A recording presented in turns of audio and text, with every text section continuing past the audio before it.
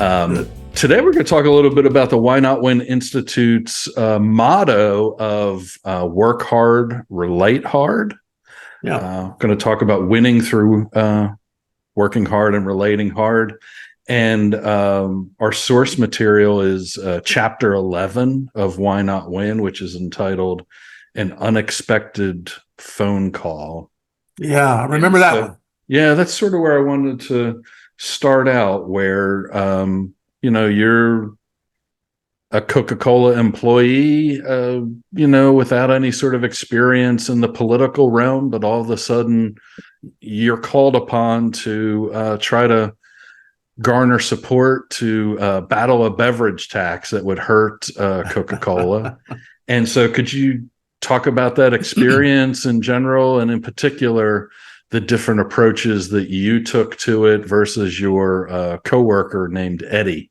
They'll look at you, they'll look at me, and they'll say, golly, I sure would like to be doing what Dave is doing, an eminent scholar at the Harvard School of Business, one of the most respected schools of business that's out there, But here's the miss. They want to do what you do, but they're not willing to do what you did. And it's the did. That's where the value is. So the mantra to our institute, this very band, this orange band that I'm wearing, it says, why not win? Work hard, relate hard. And if you approach life with that attitude and you're willing to do what's necessary to get to the next level, it's right there for all of us. And I would argue that if the current corporation that you're with, or organization or program that you're with, if they don't recognize it, someone else will. Passion and enthusiasm is difficult to miss. Somebody's going to see it and cash in on it. So this particular episode, I'm a sign painter. If you could get this context, and we paint signs for Coca-Cola, mom and pop signs. So I get this call, this unexpected phone call from the president saying, Larry, we need you to be dressed and join us tomorrow going to Montgomery and pack some clothes. We might have to stay overnight to lobby against a soft drink tax. Now I'm sitting here thinking, lobby against a soft drink tax. I know no politicians at all. I couldn't put together how a bill is introduced and passed to save my life at that time. But if the president doesn't have any better sense than to ask a sign painter to go to Montgomery to lobby against a soft drink tax, then I said in the book, I had no better sense than to say, yes, sir, I'll be ready. And so we load in the car, we go to Montgomery. As it turns out, the Black Caucus was holding up the bill. Everything was moving well except the Black Caucus. So they were trying to put together anybody who could put two sentences together. We got to go and talk to these politicians. So I found myself in front of people like John Rogers and, Earl Hilliard and Fred Horn at that time. And they don't know me. I don't know them. But we talked, we met, and we talked. We met some more and talked. And in the end, the bill was defeated. But here's the rub. We talked earlier in one of the episodes about responsibility and opportunity. So I would never have been asked to go to Montgomery if I didn't first recognize, if I wasn't responsible. But on the way back, I'm talking to Eddie and I'm saying, Eddie, did you see what I saw? None of those politicians knew who we were. I said, man, this is an opportunity. I think we should get to know every politician, every college president in the Black community, the NAACP, Urban League, United Negro College Fund League. We should get to know these people so that and this was his response. No, man, I'm not going to do that.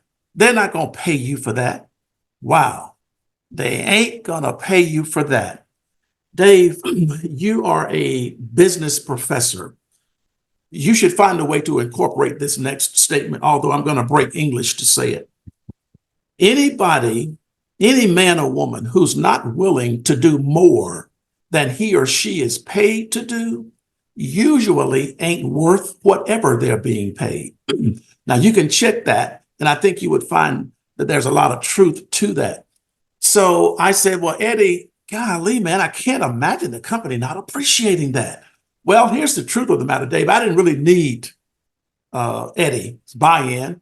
What I did need was Eddie's company car, access to his company car. You see, it should have been Eddie's idea in the first place because he came to work in a company car, business card, shirt and tie. I came to work in clothing fit for a sign painter. I said, I'm going to do it anyway, Eddie. So I've got to be really creative now, bring a suit to work, change, and I go out, park around the corner, have the perfect excuse as to why we need to take your car to go to lunch, Senator. And I did that for maybe 4 months. And I put a report together and did my report back to the president. Nobody asked you to do this report. Nobody asked you to do it at all because Eddie said, well, don't get yourself in trouble now because ain't nobody told us to be doing that. So the missed opportunities, when we see a glaring opportunity and we don't walk in that door, we hurt ourselves in the process. How else do you demonstrate to the company that you have extra value without going ahead and performing the task? So I'm looking at the president, wondering what his thoughts were going to be. So he read my report, and then he said, Larry, how did you take these people to lunch, dinner, breakfast? I said, we just went to lunch, dinner, and breakfast so I could get to know them. He says, well, who paid for the meals? I said, I did. He said, with your own money? I said, yes, sir. The first thing he said was, I appreciate your interest in addressing this challenge for our company.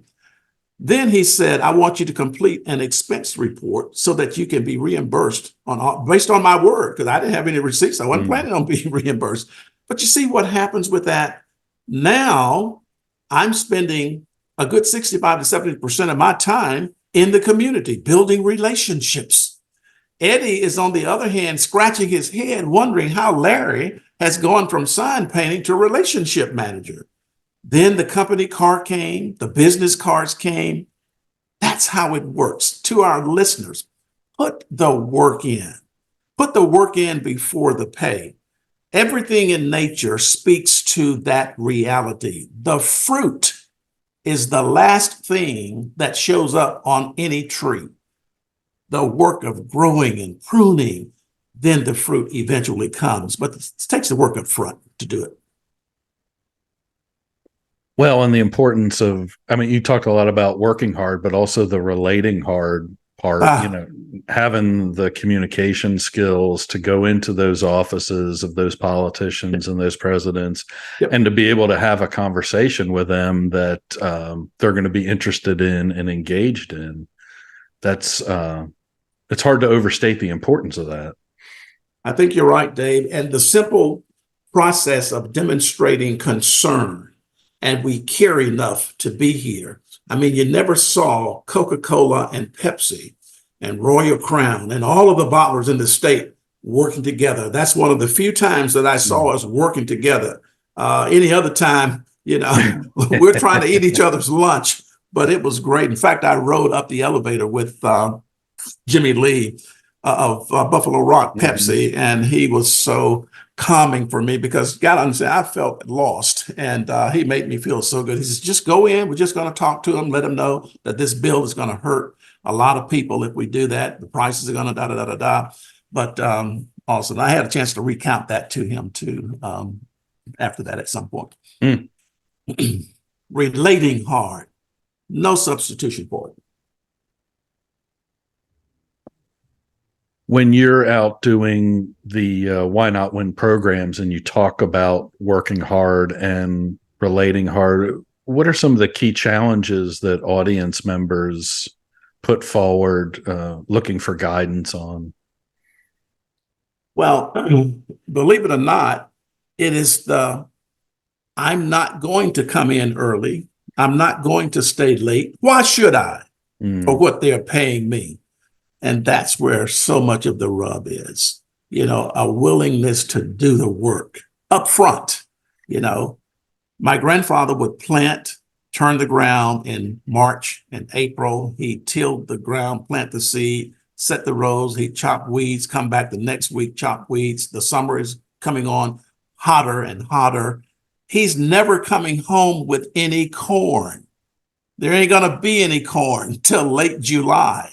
But you've got to go to the field every day starting in March. I mean, what a great message I was in the audience once and the gentleman said this. I never forgot it.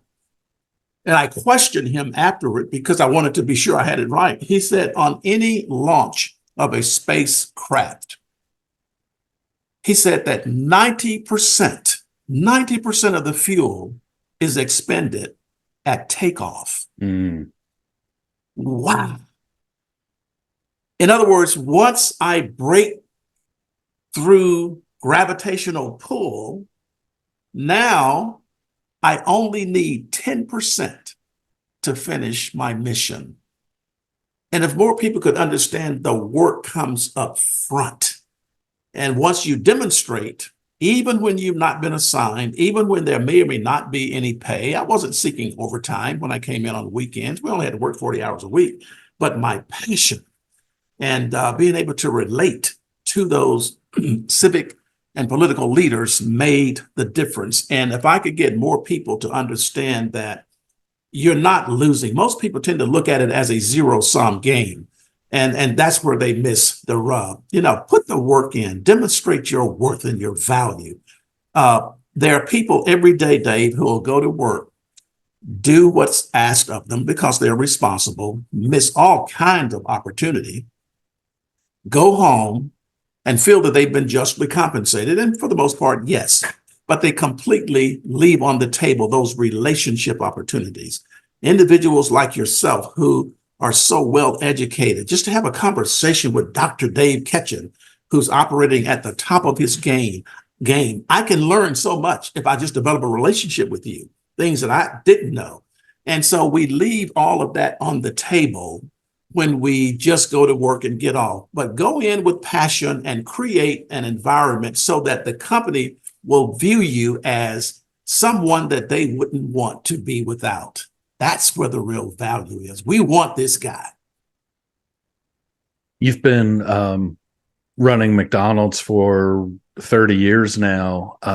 Yep.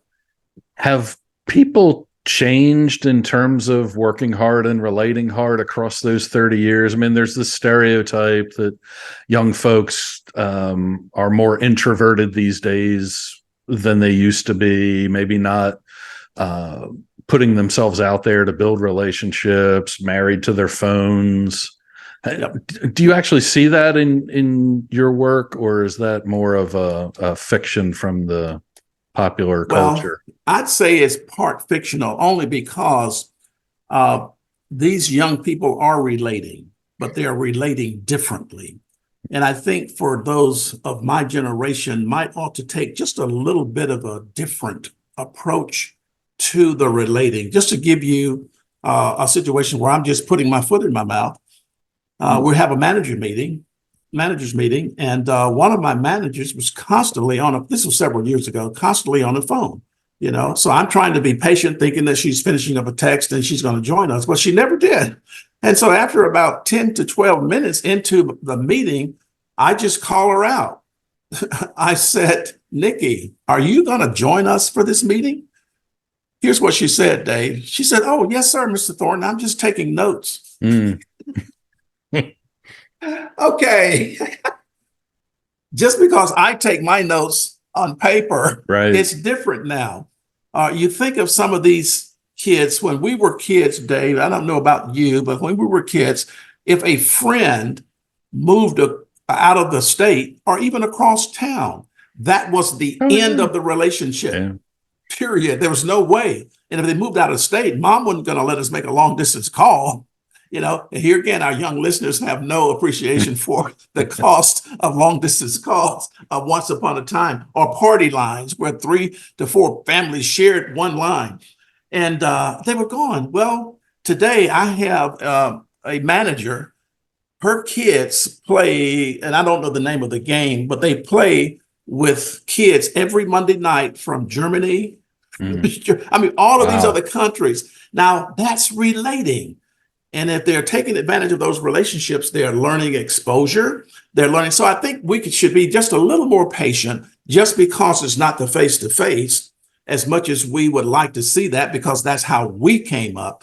But yeah, it's relating, but it's relating differently. And I think that a lot of it is not going to go back to what I knew in relating. So it's just differently. And I think there's some learning on our parts too to appreciate those differences.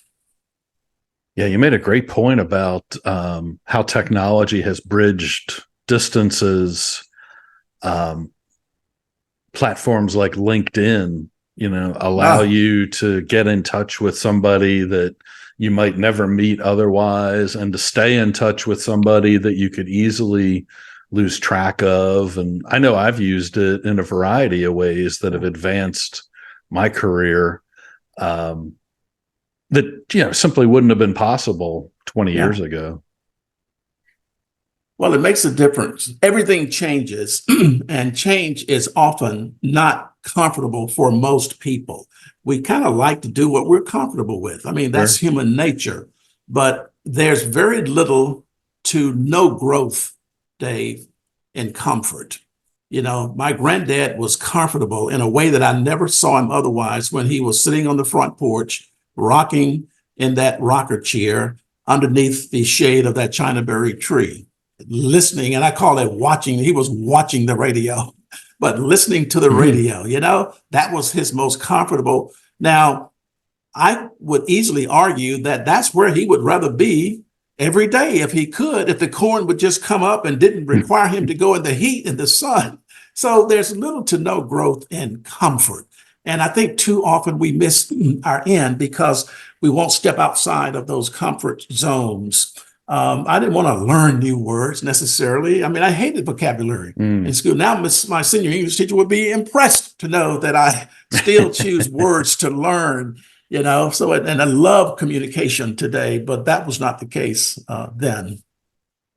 You've made the point in several different forums that your belief is if people would take 10% of the time that they're spending on work and invested instead in relationships, that they would be so much better off. So I wanted to see if you would elaborate on that point.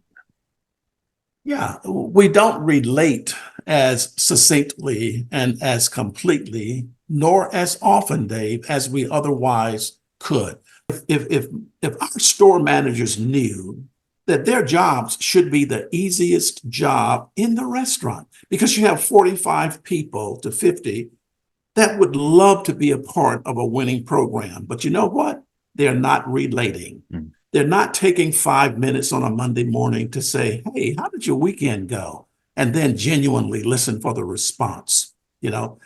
Don't wait for the crew person to come to you. You go to Marie to say, Marie, you're such a great worker. I got the new semester coming up. How can we work a schedule around? I mean, that makes her feel special when you do that. Ask to see the photograph of a baby. Remember a grandbaby's name? Priceless. But we don't do that. And then we wonder why we have this revolving door with people coming in and leaving. We're not relating. High turnover. But I am just so enamored in getting as many people as I can to understand who they are, unwrap their gifts, and you too can have much, much, much more of a winning experience if you would digest some of the tenets in the Why Not Win book. I love this message. And just 4 simple words, right? Work hard, relate hard. If you can remember those 4 words and live by them, you're going to be successful. Well said. Well said. Well, I'm afraid our 20 minutes are up, so we'll have to end here, but we'll look forward to our next episode. Always looking forward to it. We really believe that we're making a difference in adjusting the trajectory of how people can win more completely in life. All of us can.